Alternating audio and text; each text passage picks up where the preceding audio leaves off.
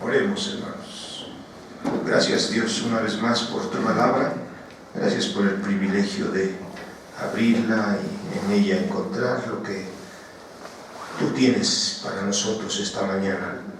Gracias porque nos conoces a cada uno según, Señor, y seguramente que conforme a esta realidad tú estarás dándonos el mensaje que necesita nuestro ser. Te alabamos en ello, en el nombre de Jesús. Amén. Siéntense, hermanos.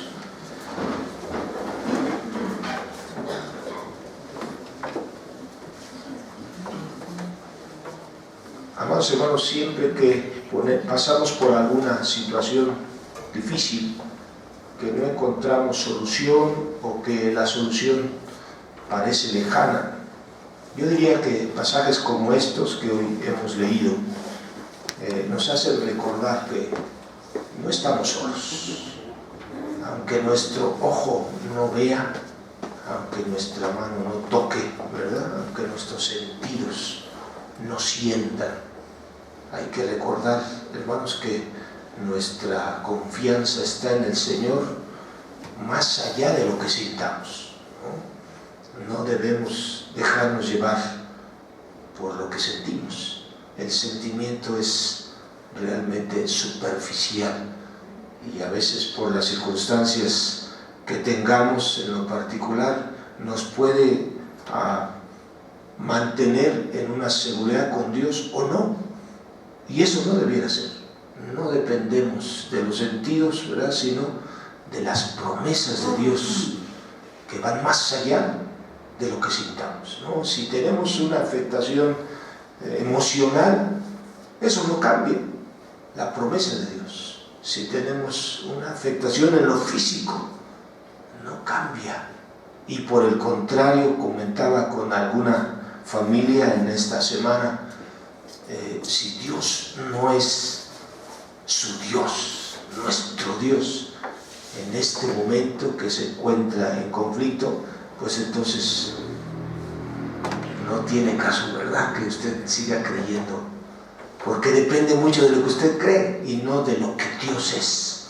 Es más allá de lo que uno cree, piensa o siente, ¿no? Dios es impredecible, pero en medio de todo su amor, como hemos dicho, no solo es amor, es el amor personificado. Ese es nuestro Dios. Debemos estar orgullosos y alegres y confiados, y en los momentos difíciles, cuanto más saber que dependemos de Él contra toda lógica. Cuando hemos leído el Salmo 95, quieren sin perder su cita ahí en Marcos, este salmo nos ayuda en mucho a afirmar esta realidad de lo que Dios es, ¿no? Y dice la Escritura: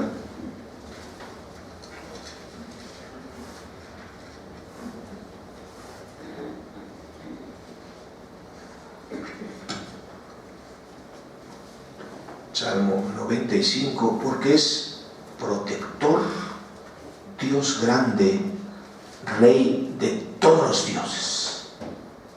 No hay otro término, pero si leemos en diferentes lugares de la Escritura, la descripción de Dios supera cualquier otra definición. Protector, Dios grande, Rey de todos los dioses, con D minúscula, dioses, ¿verdad? Ante eso tenemos que estar conscientes entonces que cada que nos dirigimos a Él, cada que venimos a Él, amados hermanos, estamos en una situación privilegiada. Cuando este mismo salmo habla de cómo en esa realidad debiéramos estar permanentemente,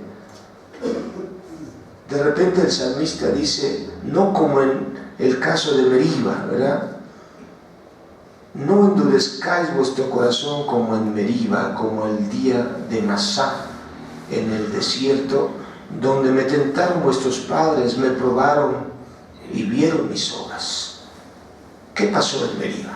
Si nos metemos un poquito a la Escritura en referencia a esa narración histórica del pueblo de Israel, diríamos que fue el colmo en la queja de los israelitas contra Dios. ¿Qué pasó ahí? Ya habían visto las maravillas de las plagas en Egipto, algo fuera de lo común, no cualquier cosa, ¿verdad? Y fue la manera como Dios estuvo haciendo conciencia a Faraón de quién es Dios y quién estaba buscando liberar a su pueblo. Entonces el pueblo de Israel a partir de ahí vio maravillas increíbles. Después, cuando ya salieron en medio de toda esa manifestación de Dios, abrió el mar y entraron en seco, teniendo las paredes del agua a un lado y de otro. Y cuando ya el ejército egipcio estaba por alcanzarlos, inundó a los ejércitos aquel mar, ¿no?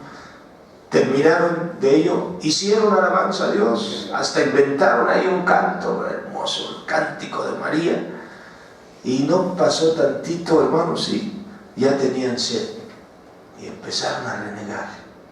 ¿Para qué salimos de Egipto? Todo lo que ya habían pasado, y empezaron a renegar, ¿no? Dios les dio agua en el lugar que se llama Mará o Mara. Tomaron agua y entonces tuvieron hambre. ¿Y ahora qué vamos a hacer aquí en el desierto? El Señor les envió el maná.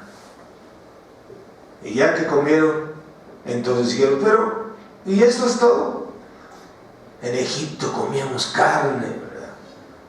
No se fijaban en que eran esclavos, pero gustaban de la buena comida, según ellos, en Egipto. Bueno, Dios les envía codornices y dice el Señor, y van a comer carne hasta que se les salgan los ojos, ¿no? Dios ya molesto de tanto que estaban refunfuñando. Después de eso no era suficiente, volvieron a tener sed en su caminar, y ahí es a lo que se refiere Meriba. Otra vez dijeron, ¿para qué nos sacaste? Y hermanos, el Salmo lo expresa y el texto bíblico está para que nosotros aprendamos de lo hecho por el pueblo de Israel, también en lo negativo.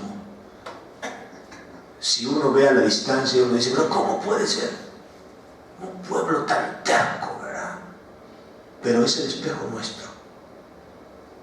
Decía un predicador, si no aprendemos a vernos en la Escritura, no nos ayuda en mucho reflexionar y analizar lo que es para nosotros.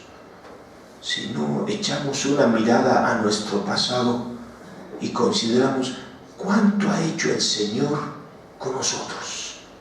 Y ahí, hermano, hermana, cada uno puede analizar. El domingo pasado encontraba yo una hermana que dice que vive en San Vicente y ya se va a incorporar aquí en la iglesia, y fue mi congregante en mi primer cargo pastoral. Ya llovió y hasta tembló, ¿verdad? Allá en Cuernavaca fue mi primer cargo pastoral. Ella era una joven de ligas y ahora ya viene con sus hijos. Y en el saludo, hermanos, al salir del culto de mediodía, me recordaba, ¿se acuerda de su hija? En Cuernavaca, en el hospital, la iglesia estuvo orando, le dio meningitis, y en ese tiempo pues no estaba el avance de ahora, y el médico me dijo, pues si ya no hay nada que hacer, usted cree en Dios, pues encomiéndela a Dios, no hay más, ¿verdad? Y hermanos, para no hacerlo largo, llorando, oré, Señor, pues está en tus manos. Había estado con una temperatura que con todo lo que le hacían los médicos no cedía, y al momento de orar, hermanos, y ponerle el termómetro, se acabó la fiebre y salió, al otro día salió. Y el médico había dicho, si acaso le fuere bien, va a quedar mal de la cabeza, ¿verdad? No, hermanos, Dios hace las cosas completas. Tenía alrededor de 10 meses, ¿no? Pequeñita, yo no verla tirada, las ondas ahí. Salió, hermanos, sí. Debo decirles que ella desde la secundaria se ganó su beca hasta la universidad, su beca completa. No tuvimos que pagar gran cosa en su educación. Ahí están los frutos de lo que Dios hace. Y me acordaba de eso cuando la hermana se acuerda, pastor. Ay, sí. ¿Cómo olvida uno esos casos, hermano? Y todavía le digo a ella, y no sabes, más o menos a los 14 años, diagnóstico de leucemia. Y le digo, todavía una prueba más. Y también, hermanos, con oración, de un día para otro, no tenía nada. Hermanos, la Biblia está para mostrarnos, como este pasaje del Salmo, no debemos olvidar las obras de Dios en nuestras vidas. Eso debe ser suficiente no solo para serle fiel, pero esa fidelidad debe mostrarse aún en las buenas relaciones entre nosotros, ¿verdad? ¿Cómo dices que amas a Dios a quien no ves y no amas a tu hermano a quien ves? Esos elementos, esas cosas deben ser tan fuertes, hermano, que en primer lugar no nos debe hacer desesperar ante cualquier circunstancia. Tenemos que creer contra todo, hermano, contra todo diagnóstico, pronóstico. Hace unos domingos yo llamaba después de la predicación, hermanos, venga, vamos a creerle a Dios. Y pasaron, se llenó aquí el reclinatorio, ¿verdad? Y han pasado, ¿qué? 3 semanas de ese domingo y nadie se ha acercado conmigo, pero estoy seguro que algunos no ven claro lo que quizá pidieron. Hermano, hermana, créale a Dios. Dios es fiel. Y usted entra en etapa de, como lo hemos estudiado el jueves en Génesis, de que Satanás le meta la duda. Con que Dios os dijo, ¿verdad? Para que usted se suelte y acepte el proyecto de Satanás en lugar del proyecto de Dios. Él lo bombardea, le bombardea para que usted diga, no, ya no puedo más, no quiero más. Y usted decide si se toma de Satanás o se toma de Dios. No hay otra, ¿verdad? Pero tiene que creer, hermano, hermana, contra toda circunstancia. Esto es lo que nos dice el Salmo. El Dios en el que creemos, ¿verdad?, es ciertamente toda fuerza, Rey, dice, de todos los dioses, Dios grande, protector. No está ahí nada más para que, recuerden que los salmos era el himnario de los judíos, nada más para que lo canten sin razón de ser. No, hermanos, es para gozarnos. Lo que hoy hemos cantado, el Salmo 23. Gloria a ti, Jesús divino. Tenemos que decirlo con toda la fuerza, creyendo que así es. Mire a su pasado y vea la autoridad de Dios en su persona, en su familia, en su hogar, cambiando toda circunstancia, aún ahí en el desierto. El Señor, dice también el Deuteronomio que hemos leído, prometió un profeta quien fuera el medio accesible, porque en ese momento que dio esa promesa, Dios a través de Moisés al pueblo de Israel, el pueblo de Israel decía que no hable él con nosotros porque nos acaban, ¿verdad? Es fuerte la presencia de Dios, mejor tú habla. Y es cuando Dios le dice, yo levantaré un profeta, a él oiréis, ¿verdad? Y será la manera en que yo pueda acercarme a ustedes, si tan difícil es la cercanía Dios-hombre. Y hermanos, ese profeta pues es Jesús. Jesús hizo la entrada sencilla y fácil para dialogar y entrar en contacto con el Señor. Y entonces llegamos a Marcos, donde la referencia, ahora sí, ¿verdad? Volviendo al texto de Marcos 1:21, entró en Capernaum y en la sinagoga les enseñaba. Debido a, hermanos, a que el templo de Jerusalén quedaba lejos de muchas poblaciones judías, para viajar hasta ahí, para adorar a Dios, muchos pueblos tenían sinagogas que servían como lugares de adoración y escuelas. De ahí que cuando Jesús llega a Capernaum, pues tiene la oportunidad de enseñar en una de las sinagogas, como dice el texto, desde el tiempo de Esdras, más o menos el año 450 a.C., si se juntaban 10 familias judías, podían construir una sinagoga, y esta servía, ¿verdad?, como una escuela para los niños, no las niñas, los niños, entre semana, que recibían instrucción por parte de los rabís, no rabinos. ¿Cuál es la diferencia de rabí y rabino?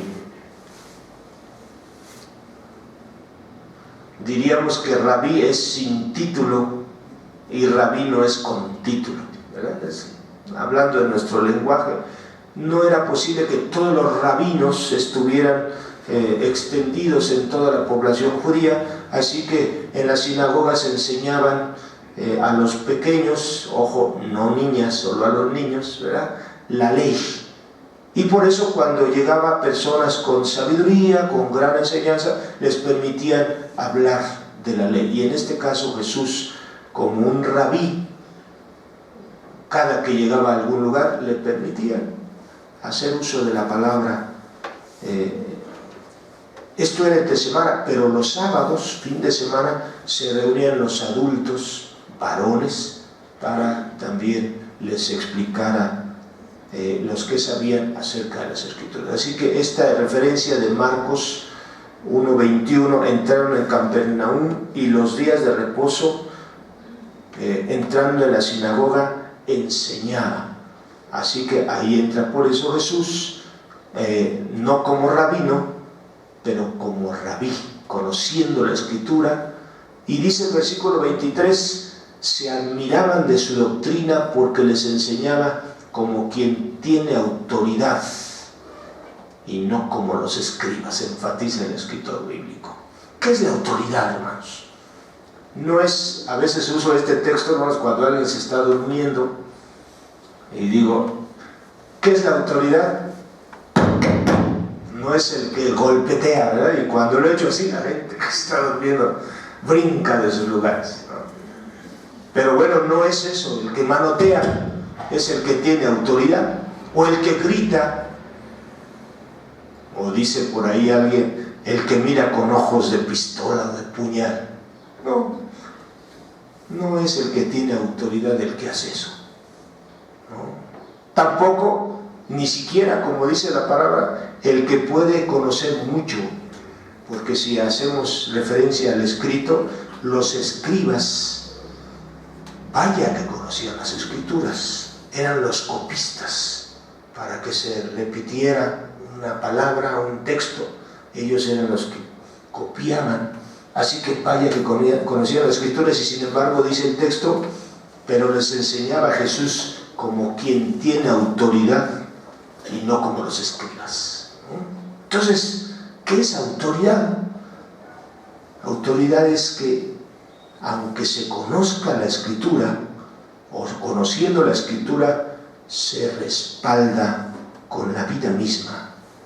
Jesús era un rabí, no un rabino, reconocido por su sabiduría y no por sus títulos. Y eso no quita, hermanos, que quienes han logrado, no hay que menospreciar, ¿verdad?, el esfuerzo en el estudio, en la capacitación. Ayer veíamos los diferentes pastores, ¿no?, quién es itinerante, quién es local, etcétera, quién no tiene ordenación, órdenes, etcétera.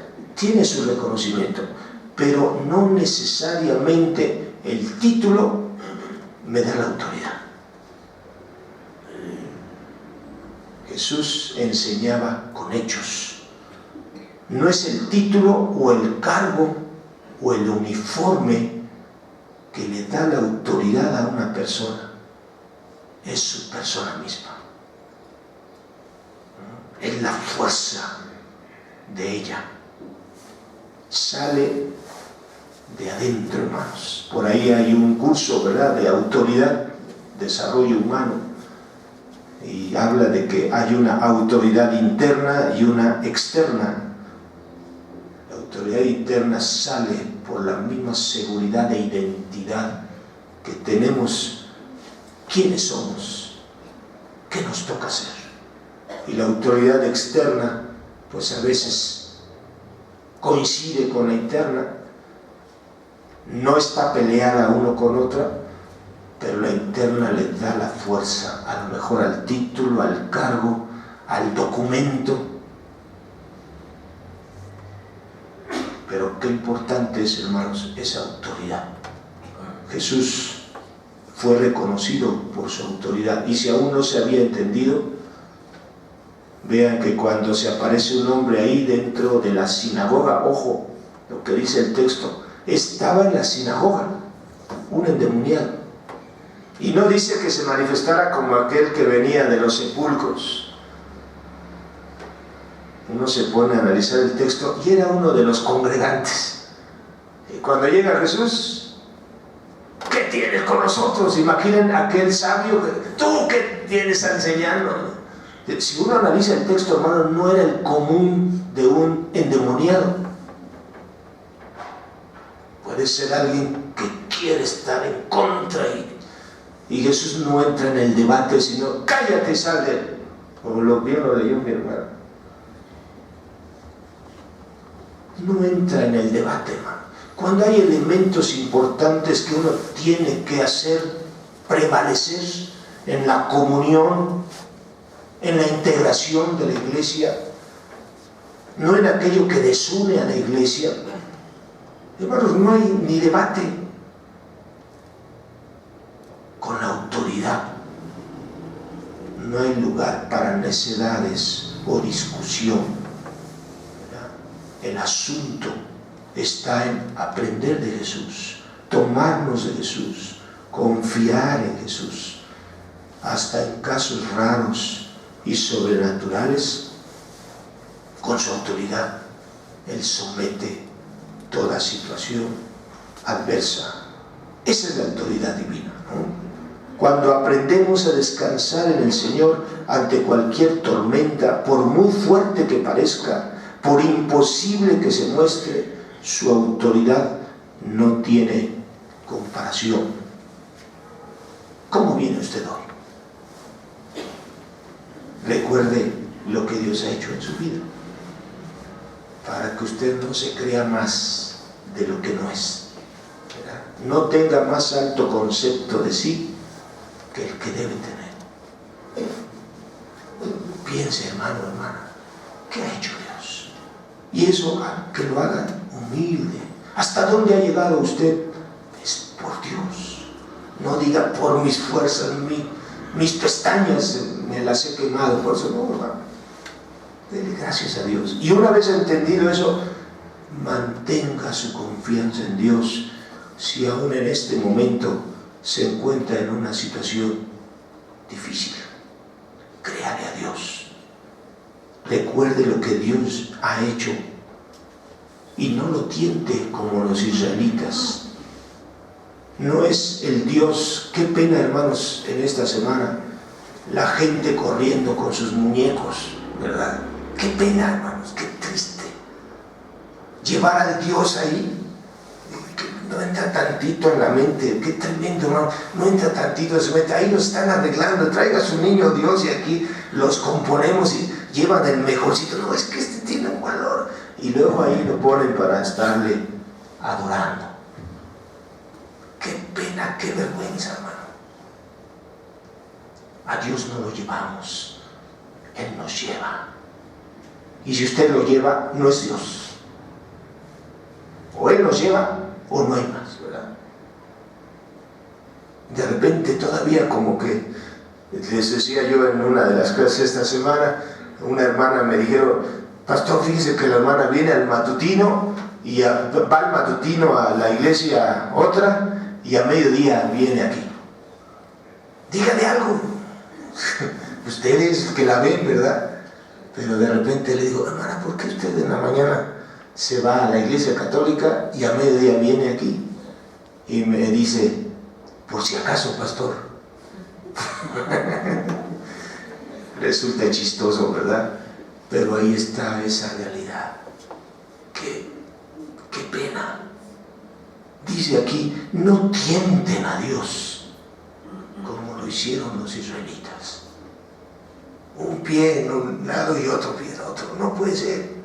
Dios se molesta, hermanos, si hace su ejecución y aplica su disciplina. Recuerde de dónde salió, dónde está, quién le sostiene, y déjese enseñar por Jesús, y déjese cuidar por Jesús, y descanse en Jesús. Permite que Él sea quien le defienda. No descanse más en nadie, en cosa alguna, sino en Dios. Y con esto yo solo quiero afirmarle esta mañana, así como venimos ese día y pusimos al reclinatorio y oramos, y usted descansó en Él, síganlo haciendo. Espere el tiempo de Dios, no es su tiempo, ¿verdad? Señor Jesús nos enseñó en la oración ya para ir a la cruz, no sea como yo quiero, sino como tú. Y una vez más, hermanos, dice un predicador, no es ley, pero es una oportunidad. Hagan ya llamamiento siempre. ¿Quiere venir al reclinatorio, hermano? ¿Quiere confirmar ese descanso en Dios? Ese lugar apropiado aquí. ¿Quiere hacerlo? ¿Quiere descansar en Él? Si lo hizo hace algunos domingos y empezó a dudar, hermano, no dude. También es el medio para probarnos en dónde está nuestra seguridad. Hace un momento orábamos por mi hermano Eleodoro, que está en el hospital. Créanle, hermanas, crean que Dios es el sostén de nuestro hermano, ¿verdad? Y Él es una prueba hoy de afirmarnos que la vida de nuestro hermano está en las manos de Dios. Pero como Él, si usted tiene otra situación difícil, créale a Dios. Utilice eso para afirmarse en el Señor. Todas las cosas ayudan a bien a los que amamos a Dios. Todo lo que sea, hermano, úselo para depender de Dios y verá que no será defraudado. Vamos a orar, hermanos, y si alguien quiere venir al reclinatorio, hágalo, hermano. No esté en la esperanza de que uno esté bombardeándoles. Vengan al reclinatorio, no, hermano. Pero si usted lo siente, venga y siga afirmando su seguridad en Él. Siga creyendo que lo que usted dejó en sus manos hace unos domingos o quizá ahora es nuevo, esa necesidad es diferente. Hermano, hermana, no es de balde que usted vino hoy. Dios quiso darle esta palabra para que no regrese igual a su hogar, para que regrese con la seguridad de que su vida está en sus manos y que Él responde a su llamado. Oremos, hermanos. Gracias, Padre, gracias por tu grande amor, por tu gran cuidado, Señor. Gracias por tenernos en el hueco de tu mano y estar al cuidado de nosotros. Es un privilegio, Señor, cuando nuestro ojo no te ve, cuando nuestros sentidos no te pueden tocar.